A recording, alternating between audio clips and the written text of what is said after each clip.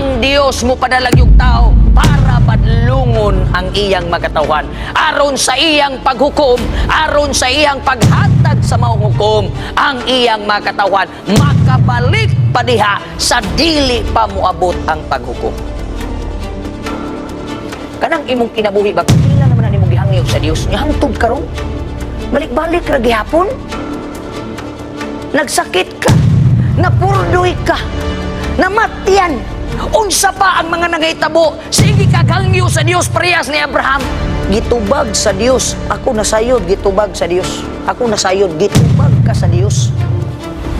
Ang problema lang kay ang tubag sa Ginoo imong gidawat, giayo imong balatian, giayo imong pagkapurdoy, giado ang imong makamataan, giplastar ang imong mga anak, karon ang pangutana, nang hangyo man kas Ginoo. Karon kung ang Dios mo hangyo nimo, asa man ka? Ang taon simpur kay hangyo si Ginoo. Tulo ra mo gyud akong ganahan gyud sa pagpangalagad.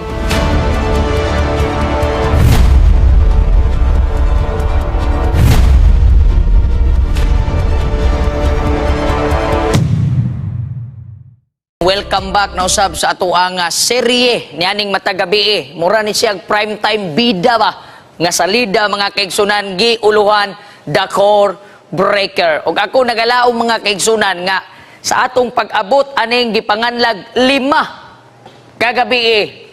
Ikaw ug ako mga kaigsunan ato nagyong gibati nga mas masakitan ng Dios kung kita mahimong manilapason diya siya nga tubangan. Kung masakitan ka kay gilapas ang imong balaod sa balay, kung masakitan ka nga gilapas ang imong balaod nga gihimo nimo sa imong kaugalingon nga baluarte, mas masakitan ng Dios. Imagine na lang pod kung muapil pa ka sa pagkamanilapason sa mga balaod that is the central of God's existence mga kaigsunan. Ayaw na. Mao na nga nianing manindot nga kagabion. Ako nagpasalamat nga ang Dios maayo kayo sa tanang panahon. Sa kaayos Ginoo magampo ta. Amahan namong balaan naning mga orasa. Nagaampo ug nagapangayo no usab kami kanimo. Dagang salamat Ginoo sa pila ka mga gabi nga ikaw nagpandong sa matag usa kanamo. Ug ang imong grasya igo nganhi kanamo nga kami magkalahutay. Yaning ikalimang gabi. Hatagi na usab kami o Dios sa kaalam mo kay balong langit ng Espiritu sa Dios. Aron among mas masabtan ang pulong na pud sa Ginoo. Kining tanan mo ginampo sa pangalan ni Jesus. Amen and amen.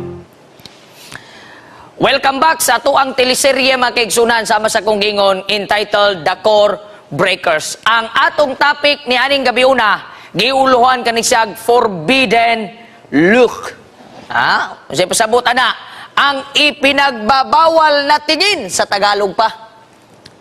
Mo na atong isgutan karon mga kaigsunan, the forbidden look mga kaigsunan. Atong naisgutan atong niaging gabi nga ang Dios gipakita gihapon niyang grasya, nagisgot kita mga kaigsunan the forbidden visit.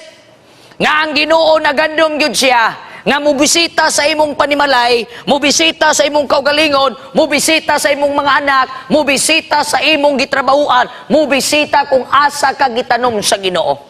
Pero atong naibawan ng maong istorya mga kaigsunan nga ang pagbisita sa Dios ngadto sa Tower Babel dito sa Sinar, it was a forbidden visit. Gipagbawal gyud to nga pagbisita taad. Ang gusto lang yun sa Ginoo taad ato siya nga pagbisita nga panalanginan pat ato man pong naisgutan nga sa ilang mga kaugalingon makaigsunan naghimo na silang ilang kaugalingong mga plano. Pero despite all of that, ang atong Ginoo makaigsunan nagpanalangin gyapon nga na kanila. Bisan pas panahon katong the Tower of Babel, naghimo na magud silang ilahang kaugalingong pagsamba. Naghimo na sila mga kaigsunan og ilang kaugalingon nga mga pamagi. And that is why, when God visited that place became scattered. Nagaguba mga kaigsunan. Di ko na na-elaborate, kaya ato na nang naisgutan. Pila katuig ang milabay mga kaigsunan. Ang atong Dios pertigyod kamaayo. Ganahan kay kuha ng statement ba nga gibuy-an sa usa ka manunulat nga gipanganlan og si Mrs. White. Ingon siya mga kaigsunan, In times of crisis, God will really send somebody to save His people. Panahon gani mga kaigsuunan, sa mga kalamidad o mga problema ni aning kalibutan na, bisan pa nagpakasala ang iyang katawan, ang Dios mo padalag yung tao para badlungon ang iyang magatawan. Aron sa iyang paghukom, aron sa iyang paghatag sa maong hukom, ang iyang makatawan makabalik pa diha sa dili pa moabot ang paghukom. Yaning panahon na mga kaigsunan, iyang gipadala si Abraham. And we know Abraham was called the father of all nations. Gani, ang mga bituon gisaad nga na kaniya. Samtang siya nagtulog mga kaigsunan, dunay manulunda nga mibisita kaniya. Ikaw mga kaigsunan, og bisitaong kag manulunda, usahay ang labas na to na limungawan ta. Gibisita si Abraham mga kaigsunan. Ha?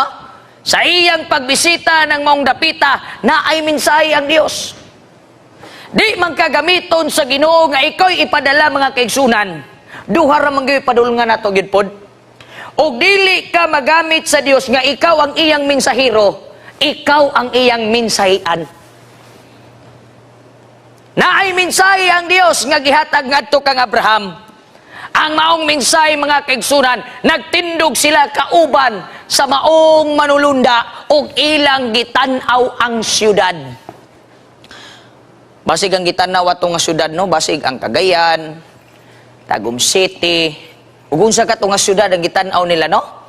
Pero kay in the Old Testament man, ang balaang kasulatan mga kaigsunan, gitanaw sa manulunda kauban ni Abraham ang syudad sa Sodoma ug Gomora.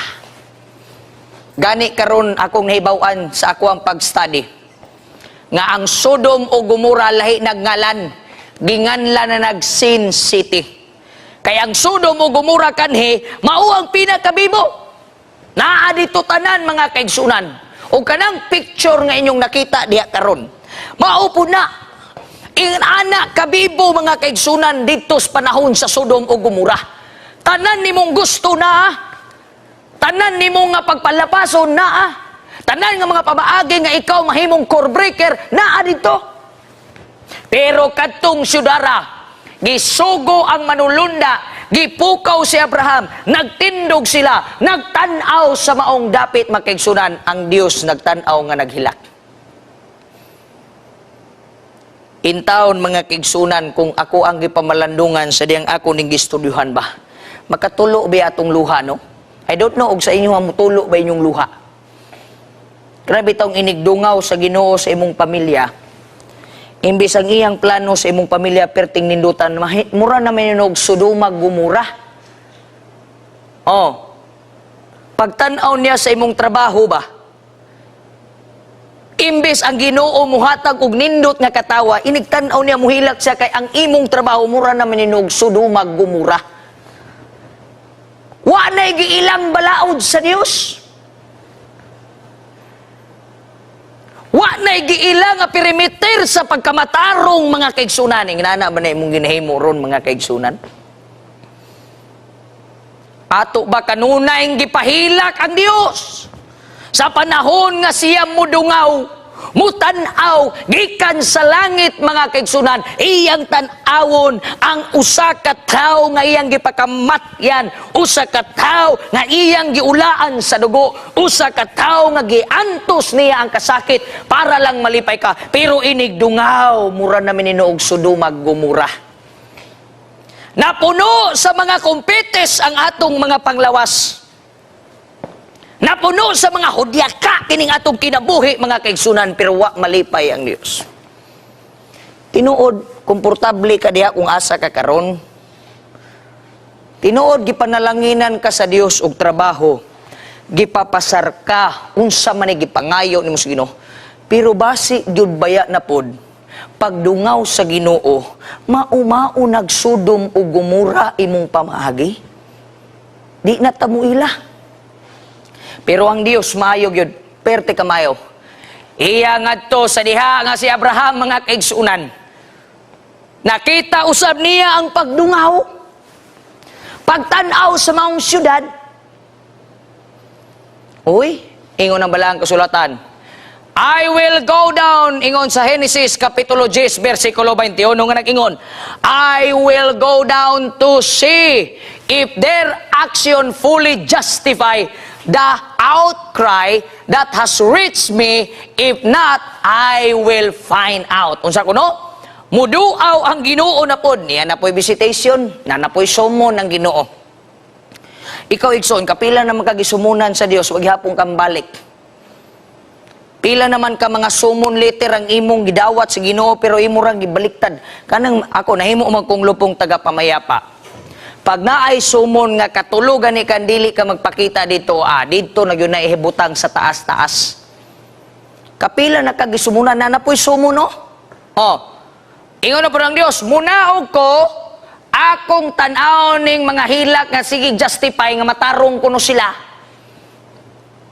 How many times you justified yourself in front of God? Nya imong giniingnan ng Ginoo, matarong man ka. Naugan ka sa Dios, bi ako nang tan-aon. I will find out. Nya kanang imong pagrason, kanang imong pagjustify, igo ba na nga tagaan ti ka og memorandum nga approve? Mo ni gihimo sa Ginoo ngadto. Giingnan niya si Abraham, akong bisitaon. Karon makaigsunan, kaybaw gyud si Abraham. Kaybaw siya nga kanang bisitaunon. Kaybaw po siya sa Ginoo nga ang pagbisita sa Ginoo mao gyud ni Tower of Babel ba. Kaya naam gyud siya kahibalo. Sa dihang mitalikod ang maong manulunda. Kay mulakaw mo pauli sa langit. Uy, si Abraham nang hangyo. Tanawon siya giyon sa balang kasulatan. Abraham step forward. Uy, iyang gigukod ba? Saga, dali lang. And said, will you really sweep away the righteous with the wicked? Imo bang patyon pod ang mga matarong ubanon aning mga dautan? Tanawa, kabalo na gyud si Abraham daan. Munang iya daang gigukod. Mga kaigsunan, mangutana ko ninyo. Kanang imong kinabuhi ba, kapila naman na imong gihangyo sa Dios, nga hangtod karon? Balik-balik ra gihapon? Nagsakit ka, napurdoy ka, namatyan, unsa pa ang mga nangahitabo, sige kagangyo sa Dios parehas ni Abraham.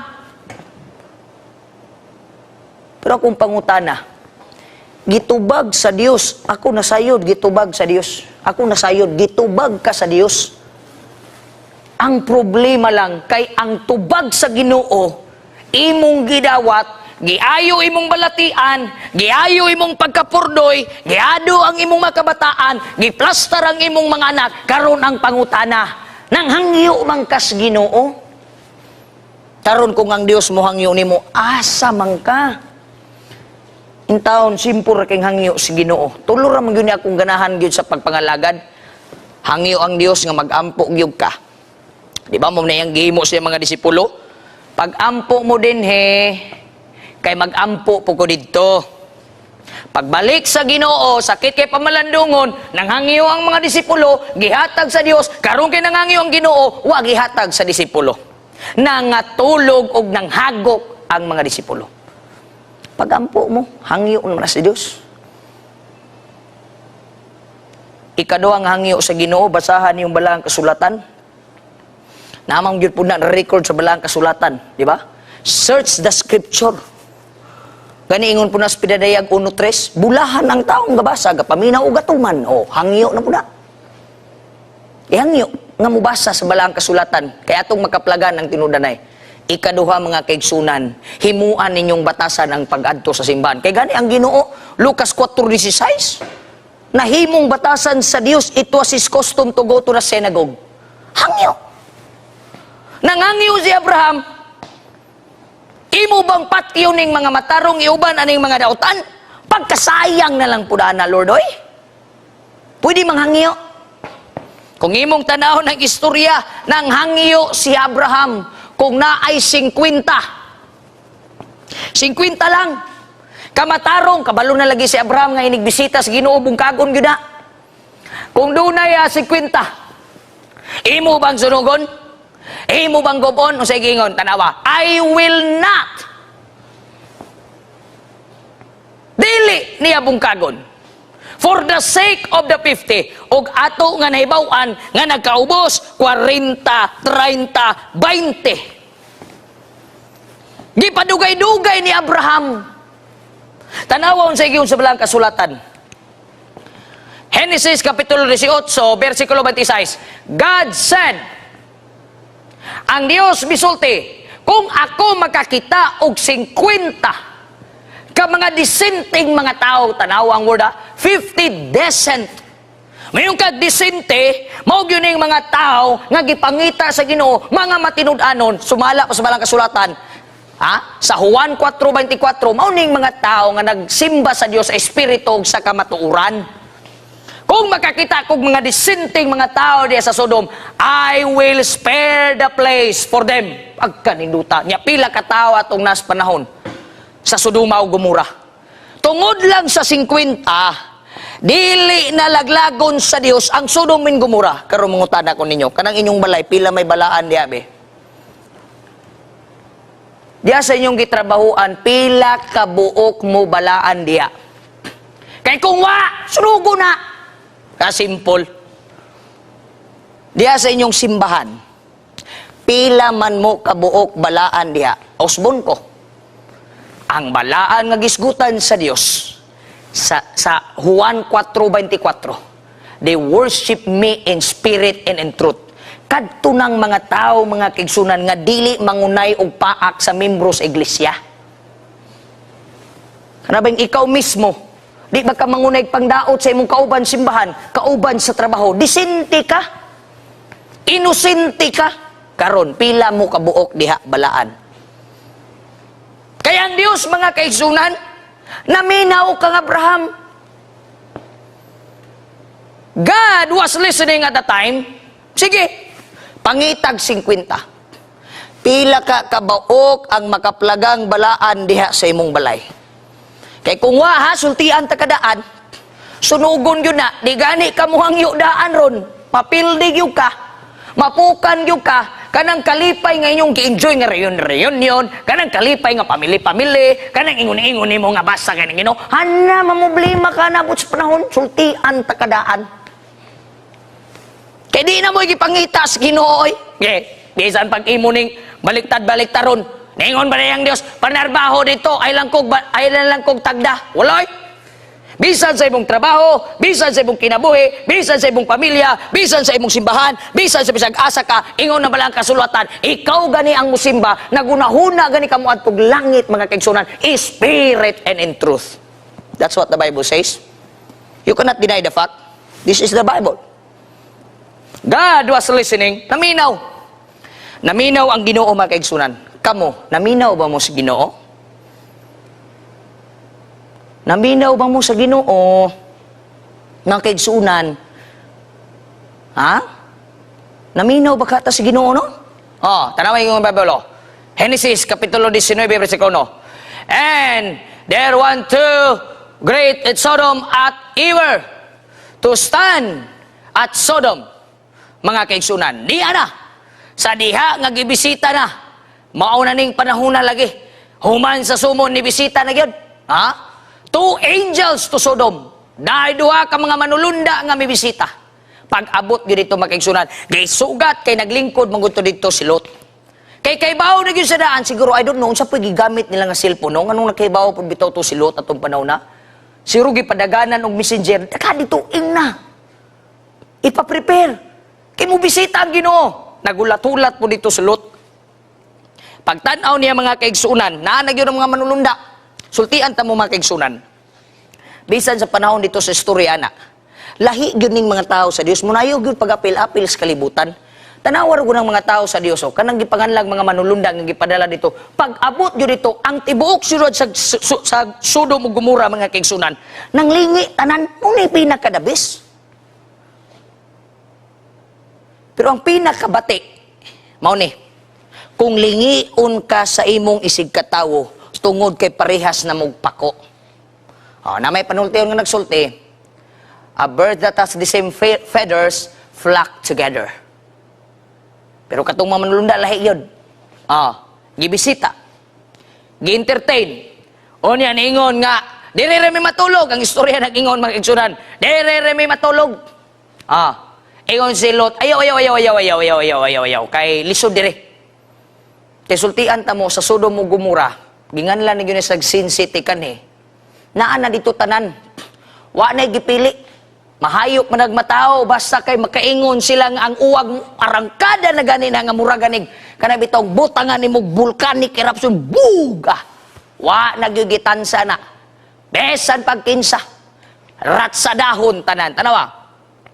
Genesis 19 verse 4. Before they had gone to bed, matulog na sila. All the men of the city of Sodom, both iyang tanawa ragud now, katampalasan na lang yun taon.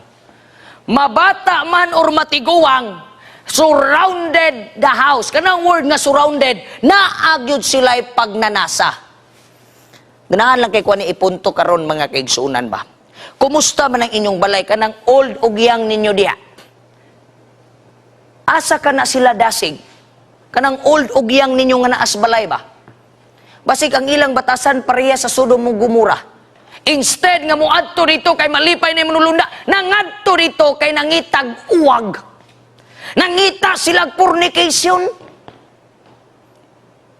Ang ingon gani sa balang kasulatan, nag-ingon gyud ang Bible. Pagaw sa nang imong magabisita kay amo nang ilahon. Sa inyong balay naman ay tiguang na bata, kumusta ka? Asa ka sila dasig? Asa ka dasig ng mga tao sa inyong balay, no? Tanawa kung sa gingon sa balang kasulatan. Ang Bible lang yun. Then they stuck the man. Pagkanindutas sa maong hukom. Pagkabastos naman lang yun po nila atong panahuna. Kay wa naman yun giila. 5 ka bata tiguang mag-inunayay na siguro sila. Bisan siguro ang 5 anyos mo na nga. Karong mga panahuna, repetisyon na ni sa una. 5 anyos, 6 anyos, wala na. Ang bakba sa una, mura na ka ng gabula-bula. Kuyaw na manulte. Pero tanawa unsay badlong si Ginoo, ayaw gyud ninyo ni gulat ta ha. Nga kanang inyong bata dias balay og sa inyong dagko, kanimoy may tabo sa inyo. Sa Genesis mga kaigsunan, kapitulo 19, versikulo 11 nga nagingon, then they struck the men who were at the door of the house, agoy, young and old. Agoy, mo na giingon sa usa ka Facebook nga viral, agoy, mapriso ka. Wa gyud po'y lipod-lipod. Ay kining mga bata ug mga dagko nga wa gani mga core breakers, wa gyud pagtagad sa Ginoo. Apilon. Nagyud mo pag-una-una mga kaigsunan nga kanang inyong anak kagamay pamingon ay bata pa man na, wa nimo gitudluag ampo. 5 anyos na lang na imong bata, di pa kabalo mo ampo. Uy, di na pwede. 5 anyos kay baw na gani ingon ni Mrs. White nga ang atong mga anak sa tiyan palang daan tudluan na. Usa may gitudlo nimo sa imong mga bata, bisig gitudluan nimo nagpagpakadato. Abot sa panahon no, ingon tanaw ang Bible God will strike young and old basta masinupakon sa Ginoo. Mao ni nitabo. Di pangbutahan sila. Di sila kakita sa maong purtahan. Asa naman ning gipangbutahan sila. Muna ako isulti sa inyo mga kaigsunan. Ayaw gyud mo pagyaga-yaga sa Dios. Ang kaluwasan seryoso. Ayaw gyud na ninyog dula-dulae. Kupte gyud na ninyo. Tanawa. The eyes that hates to see your progress shall go blind in the mighty name of Jesus. Sa may gamit aning atong mga mata, munay the forbidden looks. So, kaning atong mata, matusukan na lang yun ni madugay sa Ginoo. Sa atong pagkahimantayon, actually, pwede man ta maging observant. Pero ayaw na lang po naghimantayin nga ang ilang mga weakness, ang ilang makuan, imo po yun ang isulti-sulti sa uban. O tanawa, the eyes that hates to see your progress shall go blind. Mabuta, yung kapadugay. In the mighty name of Jesus. Muna exit now. Biyain ang magsigi kag istorya sa imong isig katawo. May paginigtapok niyo, isgutan niyong pagbalik sa Ginoo. Mubalik pa ang Diyos. Mga luwas pa na. Undangin na. Kaya unsay gingon sa balaang kasulatan. Come out of her, my people, so that you don't participate in her sins. Kinsa man ang her sins? Mao nang katong giingon sa balaang kasulatan sa pinadayag mga kaigsunan, ang babaeng bigaon. Kay kaning mga taong kanang gisimboluhan di ang babaeng bigaon mga kaigsunan, ang mga tao nga nakasulod niya, wa gyud sila laing himo magsige ra gyud pagpangdaot sa Ginoo. Magsige gini tag pagpangdaot og tao, ha? Wa man gani na to nagiduol og giampo. Di ba? Giduol ba din na nimo? Si mong office mate, wa gani siguro ka kaampo ana. Oh, kasilingan nimo wa gani siguro ta kaampo, pero og balita ganing nga negatibo, halap ang atong mga dunggan dagko pa sa mga balon. Perti dagko kay ta maminaw. Pero tanawa, panggawas mo ana nga mga pamaagi. Para di ta ka-participate sa sala sa maong babaeng bigaon. Oh, tanawa sa iyo sa blang kasulatan. Genesis Kapitulo 19, versikulo 13. For we will destroy this place. Amen. Gubaon sa Dios kining kalibutan. Asa mo kamutago? Because the outcry against them has grown great before the face of the Lord, and the Lord has already said to destroy it. Nakaplastar na ang Ginoo mga kaigsunan.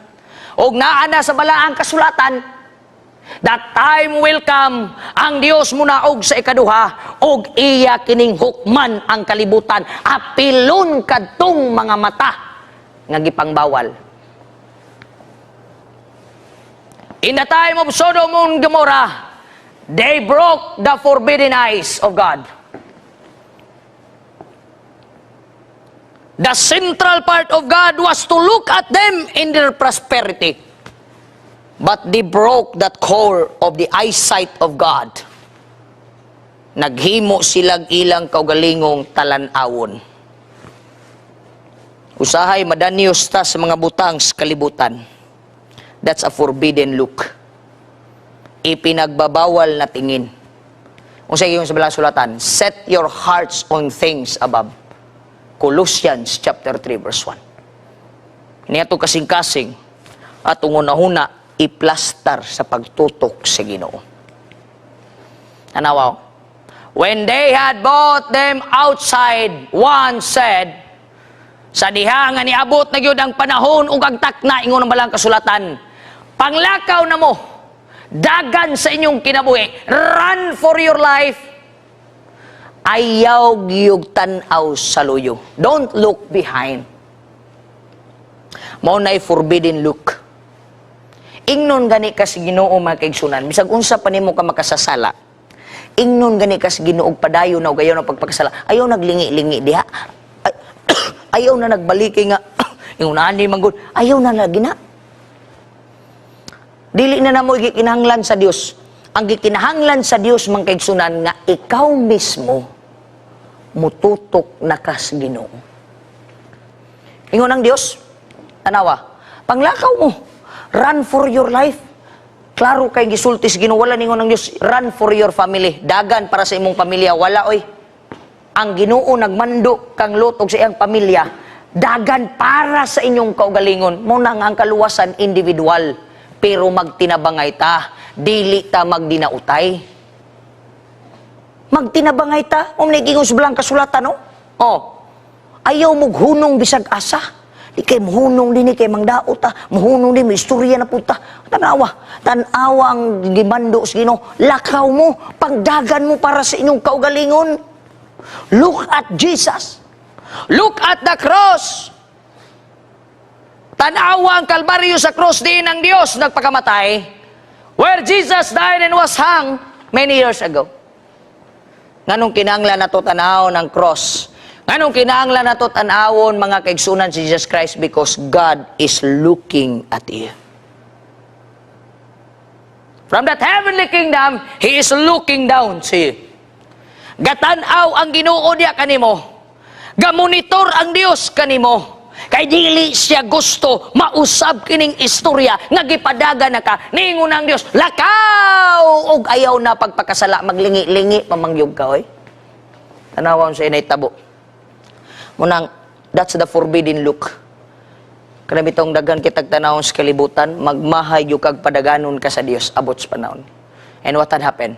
But Lot's wife behind look back and become a pillar of salt. And she became a pillar of salt. Nahimo siyang puste sa kaparat. Suguon na gani ka si Ginoo nga mulakaw mga kaigsunan. Muna usaya nga itong kinabuhi parat. Giingnan mo ka si Ginoo. Straight imong tanaw. Ayaw na to tanaw tong ingunani ka, kadaghan man imong mga enumerasyon, wala man enumerasyon. Ingon ang Dios lakaw na. Ako na'y bahala diri. Pero tanawa si Lot mga kaigsunan. We don't know what are the reasons behind why she looked back. But in looking mga kaigsunan, doon na siya bati nga naa pa siya gustong balikan. Wata ka balog unsa? Bisag unsa pa nimo na kay gugma imong mama, bisag unsa pa na nimo kay gugma imong papa, bisag unsa pa na kay gugma nimo imong pamilya, bisag unsa pa na kay gugma imong tibuok, kabanay sa panimalay. Pag moingon ang Dios lakaw na pasagdi gyud na sila. Basta moingon na ganing Dios lakaw. Di kaya akong mama, akong papa, wa man ituon nimo, di hala forward. Pero karong panahon na, ayaw sa nagundangig ampo imong pamilya. Pero muabot na gani ang panahon, ayaw gyud na batasan na nga mura putag napati-impati. Wala oy, sunda ang Ginoo. Pag muingon na gani ang Dios nga lakaw gyud. Ayaw na gyud atras diha. Mga kaigsunan, dagag mga entertainment ning kalibutan na. Dagag mga nindot nga mga talan-awon ning kalibutan na mga kaigsunan. Dagag makapa-entertain mo pero timan sunugon ra na sa Ginoo. Sunugon na sa Ginoo. Our God don't want to judge you with fire. Our God don't want to judge you with a look of a first fire. Ngunang ang Ginoo karon makaigsunan ningon, ambi mong kamot. Guniti ang kamot sa Dios nga na ay tatak sa lansang sa kasalanan. Guniti. Kay gusto si Ginoo makaigsunan nga inigbalik niya ikaw iya nang magakos. Mga igsoon, naghandom na gyud ang Dios nga ikaw iyang gakson. Naghandom makang mugakos Ginoo. Don't do that forbidden look. Don't look to the right, don't look to the left, to the right, front, back, look above. And God will bless you. Jesus is waiting for you. Munang awit mga kaigsunan. Ang Dios kanunay nagpahinumdum kanimo. Look at me, my son. Look at me, my child. Look at me, my daughter, because I am looking for you. Ang Dios gatanaw kanimo. Magabuta. Amahan namong balaan. Salamat o Dios ngang imong mga mata wa gyud mibiya nganhi kanamo. Bisan sa among pagkamakasasala, naakas kanunay nga nagpadasig kanamo Dios. Na ikaw ang Ginoong nagpanalangin sa matag usa. Wala kami mahimo wala ikaw. Busa kining tanan. Among ginapangayo ug tabanging among mga mata nga among tan-awon si Kristo sa Kalbaryo sa krus ug nagulat sa matag usa kanamo. Sa pangalan ni Jesus ang puso na maluluwas. Amen and amen. Daghang salamat sa inyong paguban mga kaigsunan. Magkita ta ugma sa gabi para sa pagpadayon sa tuwang serye.